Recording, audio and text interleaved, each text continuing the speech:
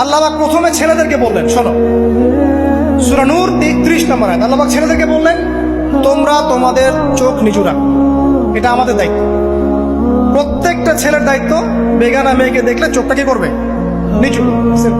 তাহলে আপনি সিডিউসড হবেন, এক কথা। 2 নাম্বার, আল্লাহ পাক আমাদেরকে বললেন, তোমরা তোমাদের লজ্জাস্থানকে হেফাজত করো। কাদেরকে? আমাদেরকে, মানে ছেলেদেরকে।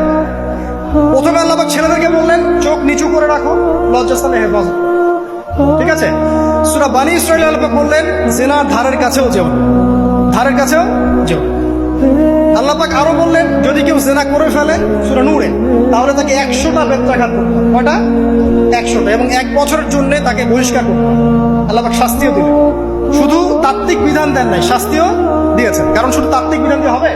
আমি যদি ওয়াজ করে বেড়াই, ভাই মদ খায় না, মদ খায় না, কোনো শাস্তি না অ্যাপ্লাই করি, তাহলে কি মদ ছাড়বে মানুষ? আমরা যদি বলি হত্যা করা মহাপাপ, মহাপাপ, দুর্নীতি করা মহাপাপ, মানুষ দুর্নীতি ছাড়বে? ছাড়বে না, যতক্ষণ না শাস্তি নিশ্চিত করা যাচ্ছে। আল্লাহ পাক তাত্ত্বিক কথা শুধু বললেন না, শাস্তিও নিশ্চিত করলেন। তারপর আল্লাহ পাক আরো বললেন, যদি বিবাহিত কোনো ব্যক্তি ব্যভিচার করে, তাহলে তাকে রজম করতে হবে, মাটিতে পুঁতে তাকে পাথর নিক্ষেপ করে হত্যা করে। ঠিক আছে? শাস্তি।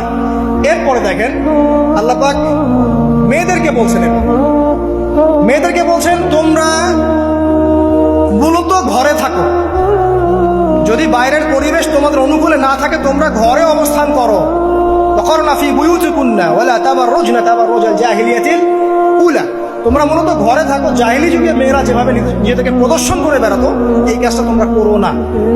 যদি করো তাহলে সমাজে বেহায়াপনা, ফায়সা বেড়ে যাবে, তোমরা নিজেরাই ক্ষতিগ্রস্ত হবে, যেটা ওরা হচ্ছে এখন।